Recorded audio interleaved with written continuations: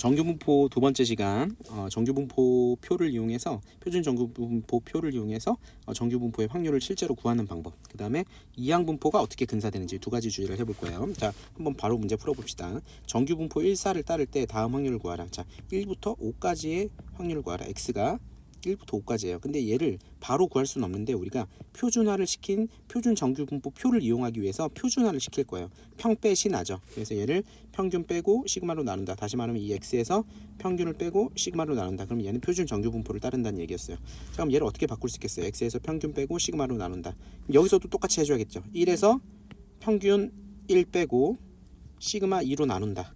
이 얘기죠. 그러면 여기 2분의 0이 될 거고, 그래서 5에서 평균 빼고 시그마로 나눈다. 그럼 이 값이 되겠죠. 그러니까 얘가 z로 바뀌는 순간 어디서부터 어디까지 확률이다? 0부터 2까지의 확률이다. 자, 그럼 0부터 2까지의 확률은 어디에 나와 있냐? 이 정규분포 표를 보면 0부터 여기 2까지 찾아야 되잖아. z가 2일 때. 그럼 2일 때는 여기 찾아놨어요. 2.00이죠. 2.00은 2잖아요. 그러니까 그때 넓이가 0.477이라는 얘기야. 여기 넓이가. 그죠?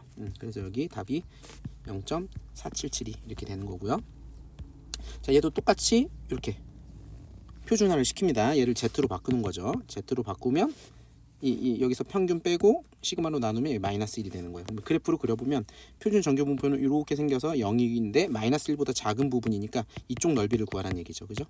근데 실제로 이쪽 넓이를 구하려면 어떻게 하면 되겠어요? 0.5에서 이 부분을 빼주면 되겠죠.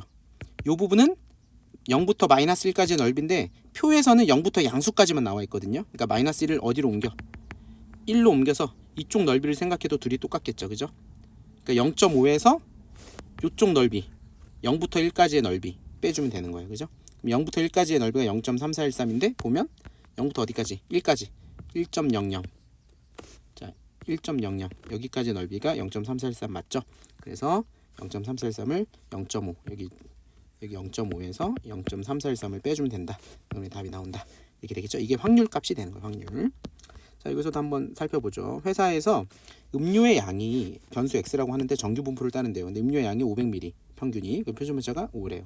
자, 그랬을 때 요거를 구하라 이렇게 돼 있는데 얘도 당연히 표준화를 시키면 평균 500 빼고 5로 나누고, 그럼 얘가 g로 바뀌겠죠. 얘도 평균 5를 여기서 평균 500을 빼고 5로 나누고, 그럼 마이너스 2가 된단 말이에요. 그지?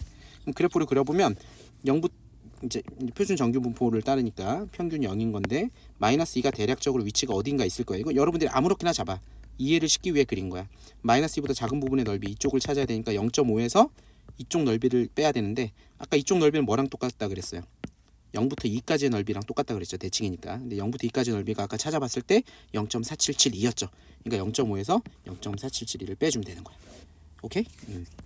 자, 이런 식으로 표준 정규분포 문제를 풀어주면 되는 거예요. 아시겠죠? 자, 이제 이항분포의 정규분사 요것만 이제 보고 이제 끝내도록 하겠습니다.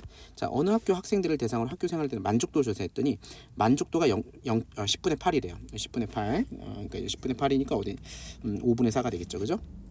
근데 이 학교 학생을 400명으로 임의로 택했대요. 그러면 학교 생활에 만족한다고 응답한 학생의 수를 x라고 하면 얘는 이항분포를 따르죠. 왜냐면 확률이 만족 확률이 0.8이야.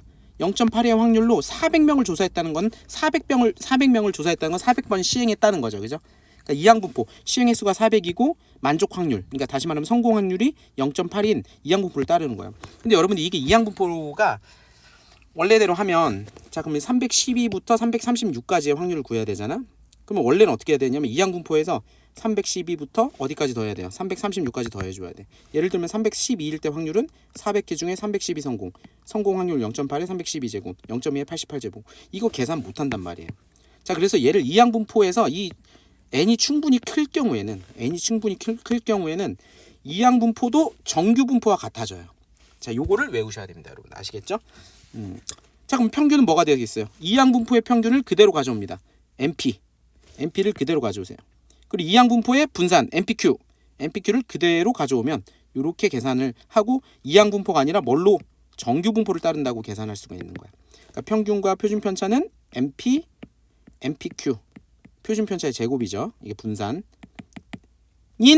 정규분포를 따르는 것과 똑같다 생각해도 된다는 거야. 이항분포는 n이 충분히 클 때는. 자, 그럼 얘를 어떻게 한다는 거야? 정규분포를 따른다 계산하면 다시 평균 320 빼고 표준 편차 나누고 평균 320 빼고 표준 편차 나누고 하면 Z가 어디서부터 어디까지요? 마이너스 1부터 2까지잖아요. 그죠? 이렇게 해서 구할 수가 있다는 거야. 원래는 이렇게 구해야 돼. 이항분포로 따지면 312일 때 확률, 313일 때 이산 확률 변수니까 최종 336일 때까지 확률을 다 더해줘야 된다고. 이 확률들을. 그러니까 이때도 또 계산하고 이때도 계산하고. 근데 이거를 할 필요가 없다는 거야. n이 충분히 크면 정규분포로 근사해서 계산해도 된다는 거야. 정규분포로 근사하는 방법은 NP가 평균이 되고 NPQ가 분산이 되는 거야. 아시겠죠? 무슨 얘기인지 이해되셨죠? 그러면 정규분포를 따른다고 가정하고 위에서랑 똑같은 방식으로 문제를 풀면 되는 거죠.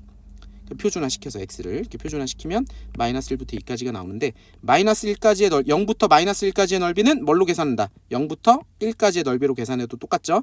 그게 아까 얼마였어요? 0.3413 아까 봤었죠? 0부터 2까지의 넓이는 0.4772 있었죠. 그죠? 그러니까 마이너스 1부터 2까지의 넓이는 두 개를 더해주면 되겠죠. 이걸 두 개를